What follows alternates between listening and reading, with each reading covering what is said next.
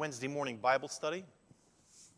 I'm Pastor Lou, and I'm happy to be back to what will be again an every Wednesday morning event. And we are picking up in the continuation of the read-through of the Bible and reading and studying the Bible in the form that it's given to us in. And we are at the beginning of the book of Psalms. I want to say a couple things about Psalms.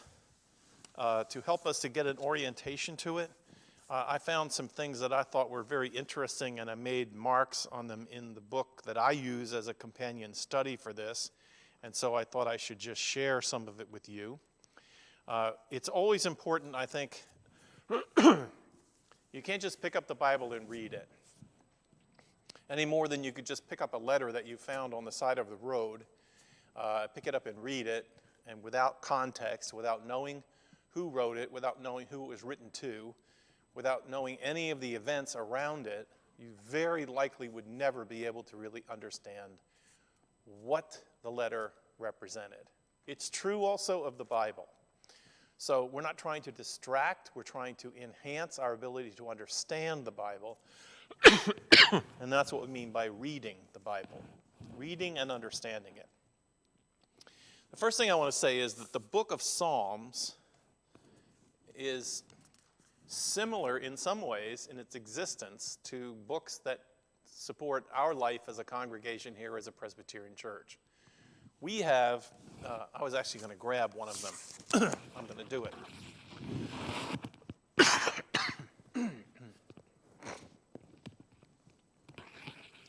We have the Presbyterian hymnal. And in a hymnal, there are a collection of songs because the book of Psalm is a book of songs, literally songs. Here's one I just turned to. I've Got Peace Like a River. It's an African-American spiritual, but it is given no date as to when it was written or who wrote it. Not known. On the other hand, there's a hymn, Open My Eyes That I Might See. It was written by Clara H. Scott, and it was written in 1895. We know that, and it's pretty much in the same form it was in here in 1895. Let me try one more. There's a song written here called When God Delivered Israel, and it was written by Michael Sayward, and the music was written by Norman Warren. They both wrote in 1973. All three of those hymns are in the same book.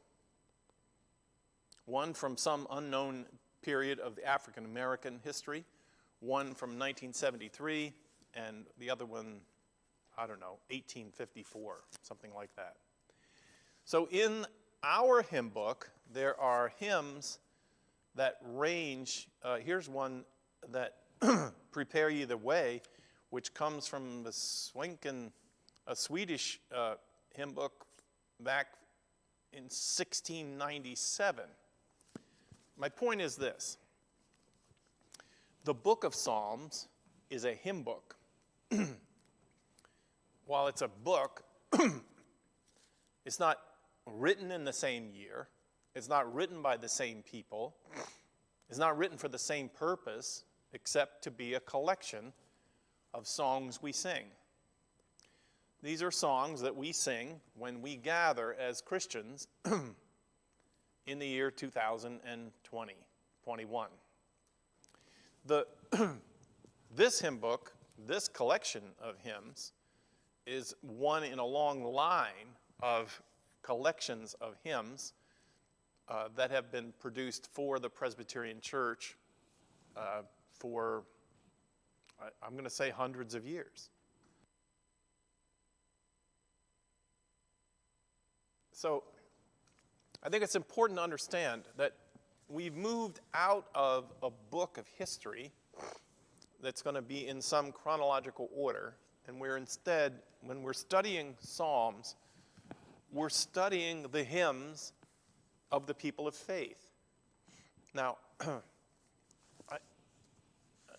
I don't know, that's not readily available in your mind when you think about turning to a, quote, book of the Bible. Every one, Psalm 1, Psalm 2, Psalm 3, they are hymns that have been used in the practice of faith. Many times in gatherings for worship, structuring in what's called the cult. That's not a negative word, it's just that's the cultic practices of the church. And in this case, these are the hymns of the Hebrew people. For the most part, they date the book that is in front of us. They tell me the book of Psalms was in its current, the state of collection. This hymn book has reached its state of collection, I think it was probably in the 1980s, like 1985 or something like that. And it was our newest collection. There are several also older collections of Psalms. What we call the Book of Psalms right now is a combination of what separately circulated as 4 different books of collections of Psalms. This hymn book is probably revised and corrected from probably 8 or 9 other editions of, quote, the Presbyterian hymn book. The current book of Psalms that we have here mostly had reached its current form by the 4th century BC. So 400 years before the birth of Christ, covering a much longer history, this book of Psalms had mostly been collected by then. So, you know, to the year 400 before the 1st century, you have all these, the book of these Psalms collected together. Now,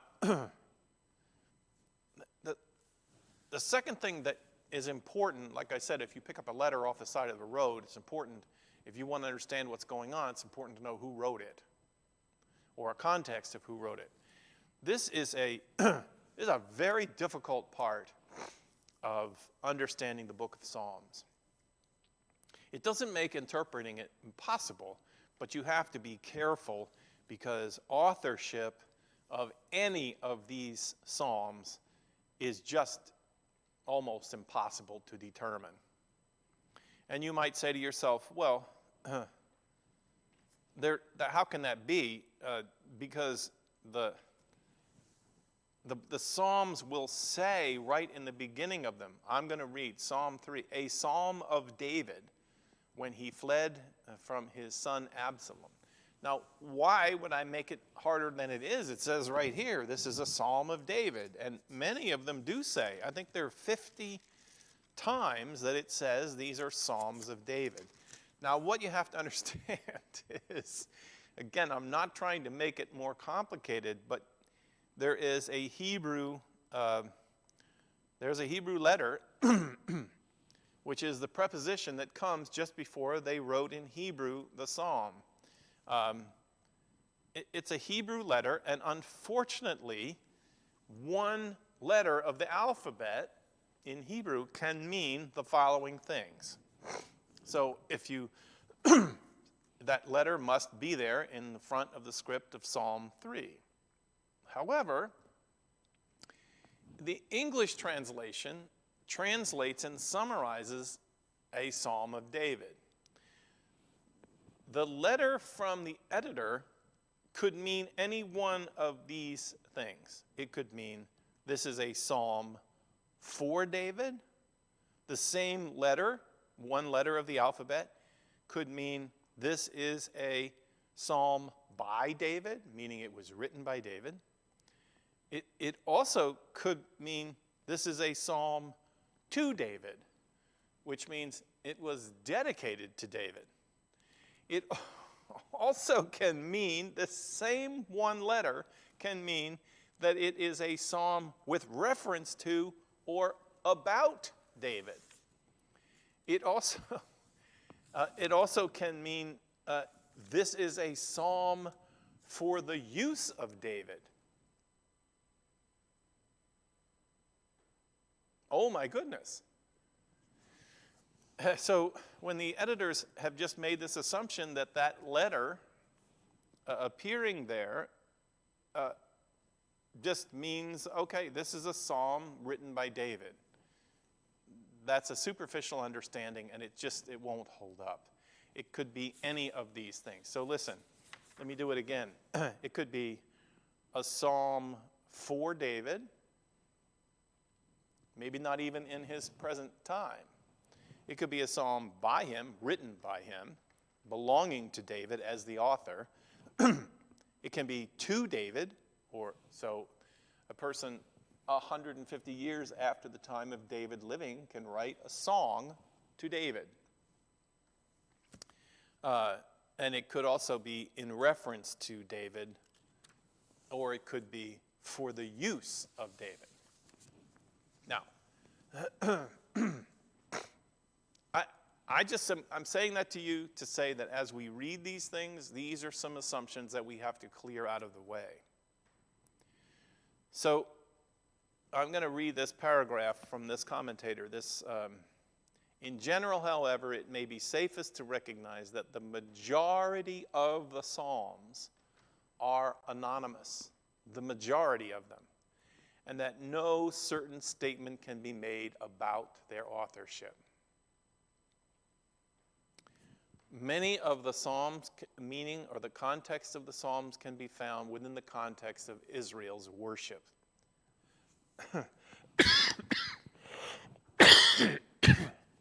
They were written probably by participants in the temple, and the absence of precise information concerning authorship is not a serious setback with respect to understanding the Psalms, for their theme, and this is important, their theme is the relationship between a person and God. And their variations on that central theme have a universality and a timelessness which transcends the particularities of worship. I'm going to say that again. The absence of precise information about the authorship is not a serious setback with respect to understanding the psalm. Their theme, always, all of them, is the relationship between a person and God. And their variations on that central theme have universality, and timelessness which transcend the particularities of who wrote it or when they wrote it.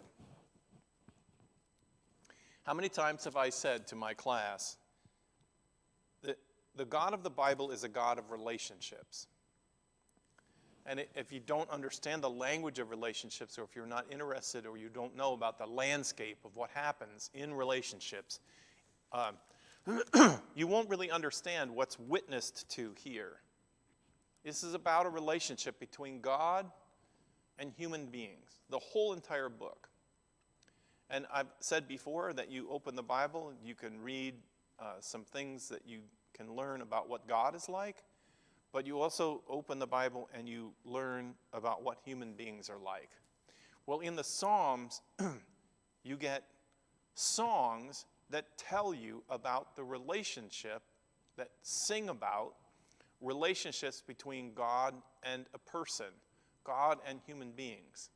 And therefore they become very relevant to our lives as we are human beings, and God is in our lives, and so there's a relevance.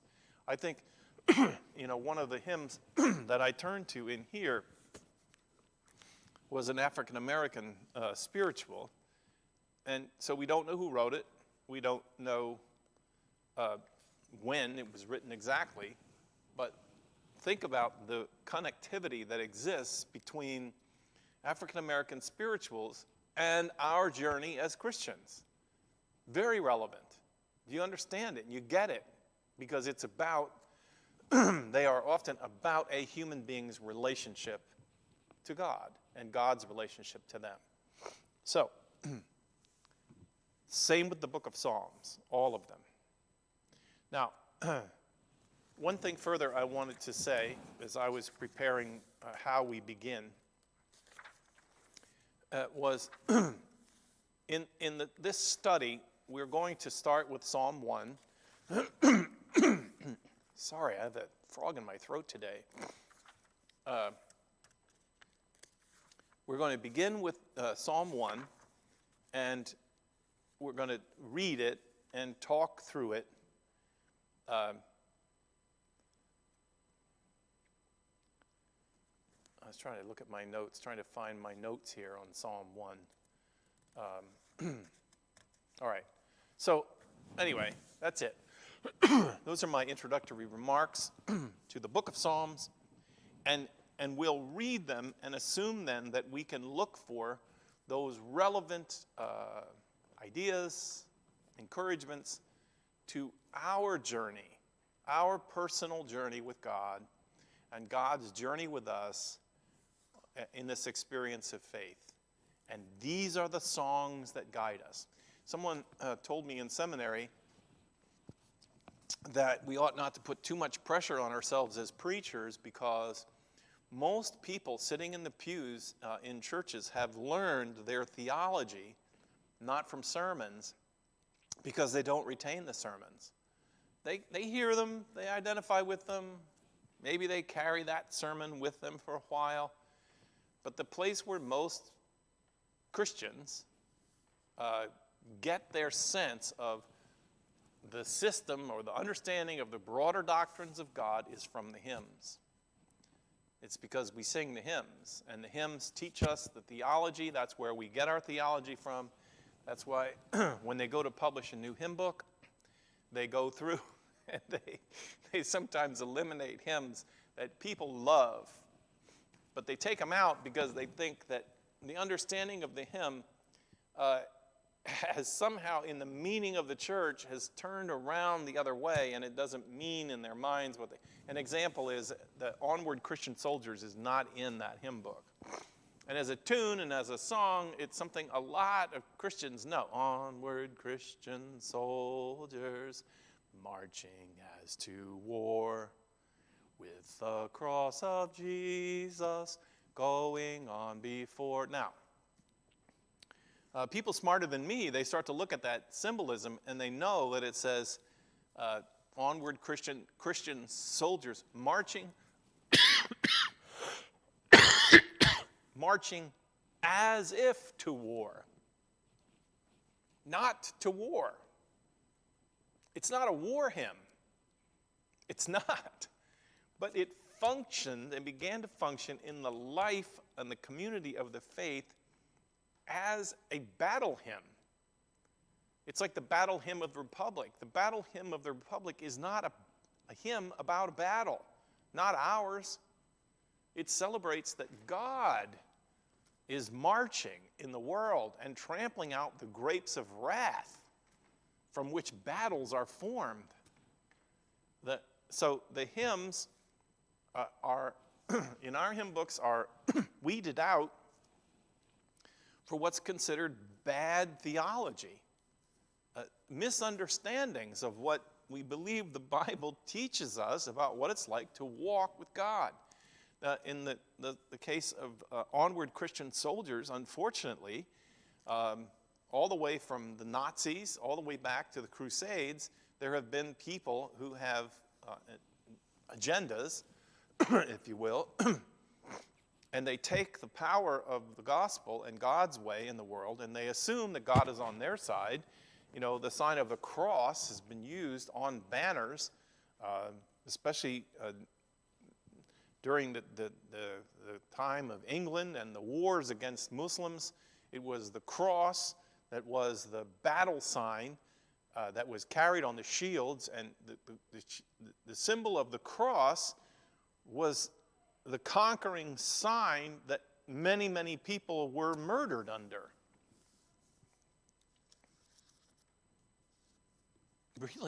Really unfortunate use of the symbol of the cross, which was the death of God because of people's hostility and warring-like nature. So the theology of the church, the understanding, if you will, theology just means understanding God. How we understand God is delivered to us mostly from our hymns. It's in the hymns. It's in the repetition of the poetry and the music. They're set to music. They become powerful, and they go deep into us. So we're going to read these psalms and see what it is that they intended to reinforce in the lives of believers on their journey in their relationship with God. And then I'm going to read it, and then I have a few remarks, a few comments that I want to make about Psalm 1. I also want to tell you that, boy, I really apologize. I'm probably clearing my throat right into your ear. So I'll make a couple observations about Psalm 1. You also should know that in some earlier books, hymn books, Psalm 1 and 2 were the same psalm, but we're going to treat them as separate for our purposes. So let's read. Oh, boy. The translation that I'm reading from, by the way, is the New Revised Standard Version. I read from that version, and then I read in what is the Ecumenical Study Bible, the New Oxford Annotated Bible. Happy. Happy are those who do not follow the advice of the wicked, or take the path that sinners tread, or sit in the seat of scoffers. But their delight is in the law of the Lord, and on his law they meditate day and night. They are like trees planted by streams of water, which yield their fruit in its season, and their leaves do not wither. In all that they do, they prosper. The wicked are not so, but are like the chaff that the wind drives away. Therefore the wicked will not stand in judgment, nor sinners in the congregation of the righteous. For the Lord watches over the way of the righteous, but the way of the wicked will perish. Psalm 1.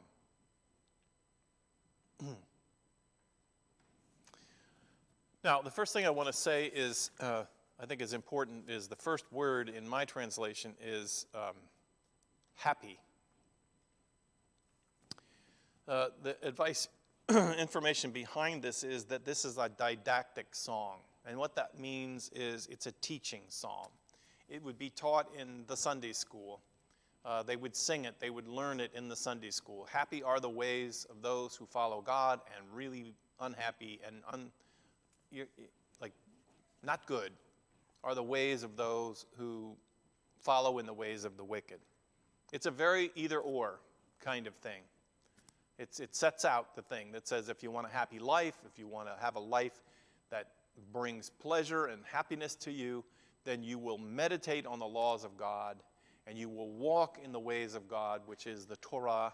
And if you do not do that, what you should expect is that your life is not going to go well.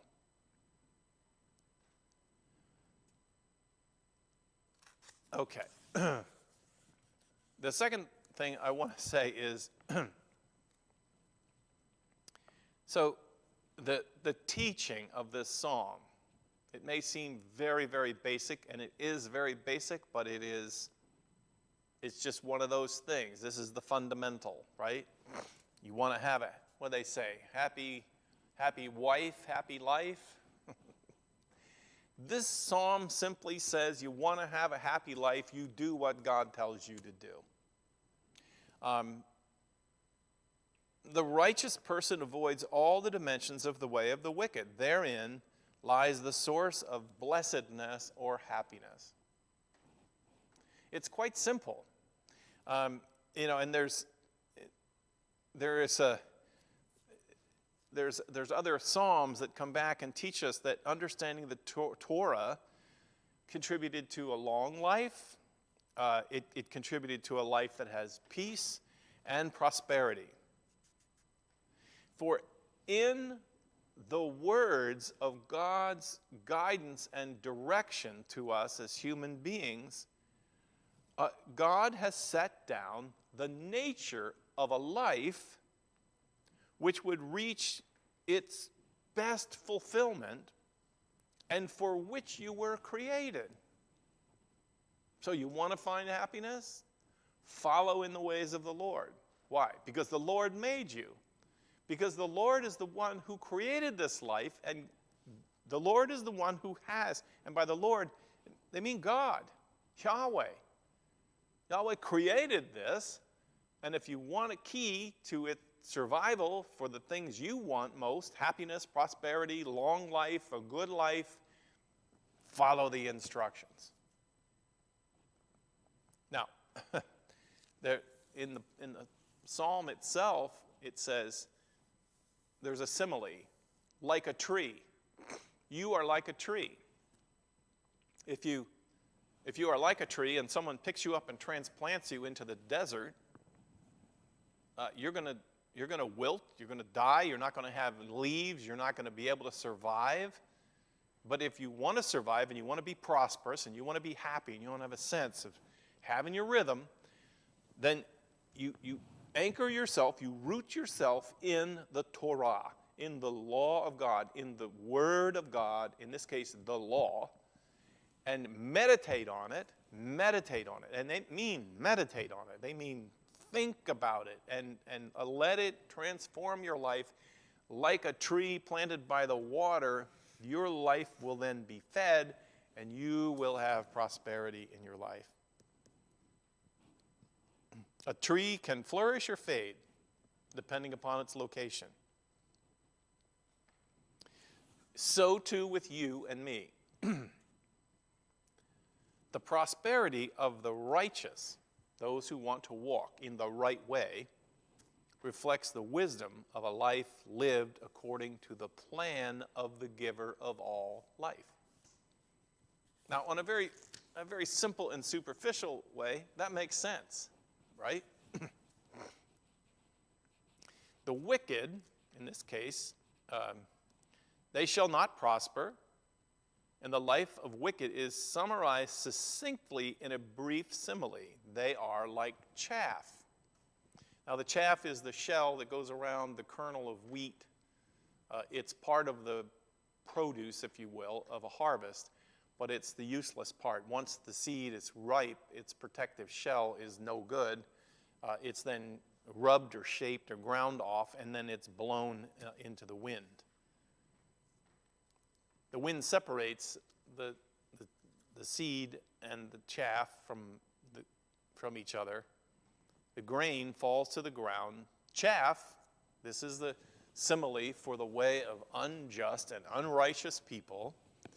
Chaff is something light and useless. That's how your life will be if you pursue these unrighteous or unjust pathways. You're part of the crop, but you will be disposed of by the farmer. The wicked are depicted as lightweights. I like that. They're lightweights. Persons without real substance or real worth.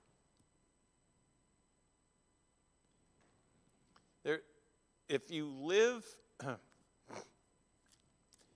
part of what they're talking about, so what does this mean? What does the Torah say? What is the way of life? What is this key? And I think this becomes really important because we want to bring these words down out of sort of high-sounding spiritualism. And what does it ultimately mean? I found this and I thought this was so important. The righteous meet for the pursuit of justice and government. The wicked have no place and are not recognized. The righteous, the unrighteous or the wicked. What is the wicked person? Is that a person who smokes cigarettes and drinks beer? That was sort of the simplistic reductionism that took place when I was growing up, because you need something concrete. So here it is.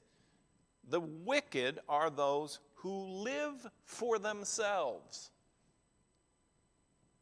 and cannot participate in the affairs of others.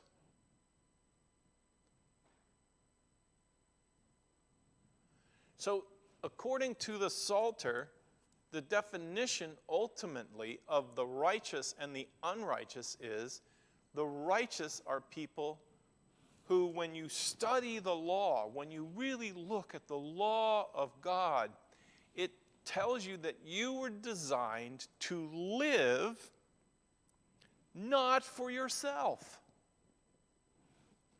Yeah.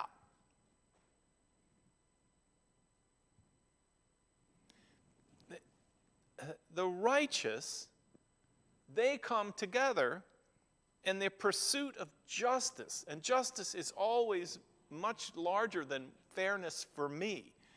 Justice is fairness for the whole group. In order to participate in it, you have to be able to think beyond the end of your nose. Justice has to do with something that is right for all. And you live your life to advance justice. We often say justice for all. The truth is, you don't have to put for all. Justice is, in and of itself, for all, for the good of all. So what's the difference between wickedness and righteousness? In Psalm 1, it is that the wicked live for themselves, and they cannot participate in the affairs of those who live for others. They live for themselves. Human beings, according to Psalms, in verse 6, human beings are one of two kinds. Now, I don't always like either or thinking, right? And I don't like statements that say, well, there's two kinds of people in the world. Well, the song, the Sunday school song, the basic reiteration of the theology of the people of God is this: there are two kinds of lives that you can live. One is righteous. And if you live in righteousness, God will protect your way. Now remember, don't let that word righteous lead you into a thinking fog. Righteousness defined by the Torah is those who live their lives for others, with the concern of other people and not just themselves. Wickedness is defined as the wicked are people who live for themselves. I can't say that enough, just because it's so exciting to have it clarified. But people may be wicked, and for the wicked, the final destiny is doom. Now, this brings me to what will ultimately be kind of a theme of the last part of what I want to talk about in this lesson. In the book of Psalms, these things that the righteous will live and prosper and the wicked will not do well in life, all of the Sunday school lesson that is in Psalm 1 and in many of these Psalms does not have in mind anything about what happens to you after you die. Psalm 1 is based entirely on a now and this life, and while you live this life. And the idea is that the reward or the punishment for being the righteous or the wicked is basically worked out in how your life is going to turn out right here on this side of living. There's no element yet of, if you live a wicked life, that you're going to pay in the end, because there's going to be some sort of like afterlife punishment for you. The approach of this Sunday school lesson is you live a righteous life, and you live your life according to the Torah, and you meditate on the Torah of the high and powerful virtue of living your own particular life with the view of others, of their interest, of their welfare. You live your life for others, and you, my friends, will have a prosperous life.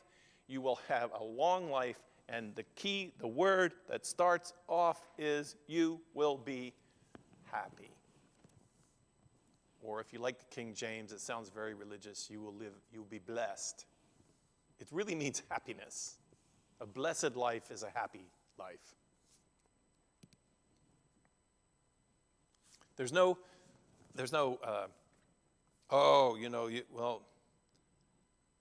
you have to worry about what's going to happen after you die. It's not there. The righteous person is a person who lives, and I'm going to use this word according to Proverbs. The righteous person is a person who lives in fear of God. And that's a really, the word is reverence. You live out of a reverence for God. You live out of a reverence, and you revere God. You revere God as the creator of life and the one who has said the pathway to a prosperous life is a life where you live with concern for others, and you set aside your own particular needs for the good of the others, the basis of justice. The righteous person is the one whose fear or reverence of God affects their daily living. They avoid evil, defined as self-concern only, and they learn how to live from God's Torah. And therein lies the righteous person's wisdom. And the anticipated well-being or happiness is in the present life. And the anticipated suffering is in the present life too. Now, there are some psalms and some places of Scripture where the psalmist will cry out and say, hey, it doesn't look like it works out that way. I see the righteous suffering, and I see the unrighteous prospering and being happy. How's that work? But we'll wait till we get to that psalm. Now, in Jesus' Sermon on the Mount, he introduces the theme of not just live your life according to Torah and you'll be happy and be blessed and prosperous in this life, but he also then introduces the sort of the afterlife component that, you kind of have to have. You'll see as the thoughts develop, the problems are that the wealthy, the selfish seem to prosper and the selfless seem to suffer. And so into that equation comes the idea that, you know what? It doesn't always work itself out in this life, but in the end, God will work it out. In Jesus' Sermon on the Mount, he talks about the way of life that leads to destruction, which is a wide gate, and the way of life that leads to life is narrow. There are two ways, a broad gate and a narrow gate. Jesus' principles teaching essentially those of Psalm 1, but there is, here's the big word, there's an eschatological element added in the words of Jesus. For the kingdom of God represented the way of life associated with a narrow gate, both present and future dimension of that reality. And here's my final thought for this lesson. So, how do I unlock this way of living? How do I keep myself on the narrow path? And according to the Psalter, you have to learn how to delight. This is a really interesting. You have to learn how to delight in the ways of God. To be full of joy. And the way you accomplish that, according to the Psalter and according to the tradition of the Sunday school lesson, is that you have to keep coming back every day, every minute if necessary, and you have to meditate on this mantra, life is created by God. Life is created for me to live my life for others in love. Life is created, this is the purpose of life. I will live my life according to the Torah. I will live my life according to God. And it's meditating on the law of God day and night, keeping it in front of us, this principle, this broken down principle, that the righteous are those who live not for themselves, but they live for justice, they live for others, and the wickedness is defined as living entirely for yourself. Think about it. You know, we have this a really common shared vision that stealing, taking what doesn't belong to you, is a violation of the law of God. And that is an outgrowth of the Torah. Because if you take what does not belong to you, you are revealing a wickedness in your heart that says, all that matters is me. And when you don't take what doesn't belong to you, you are exercising what is unlocking the principle of the key to a happy life. Living and concerned for something that belongs to somebody else. This lesson, I'm going to read this last part from this commentator. This lesson, Psalm 1, if this was the lesson of the day, it contains guidance from the very Creator to the meaning of creation. Life is lived in futility, purposelessness, if its fundamental principle is never discovered.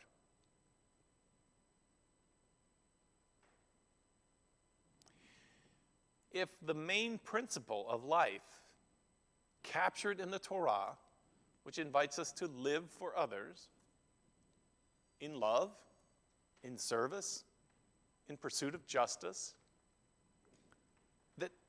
that is the very meaning of human existence. And it is enshrined.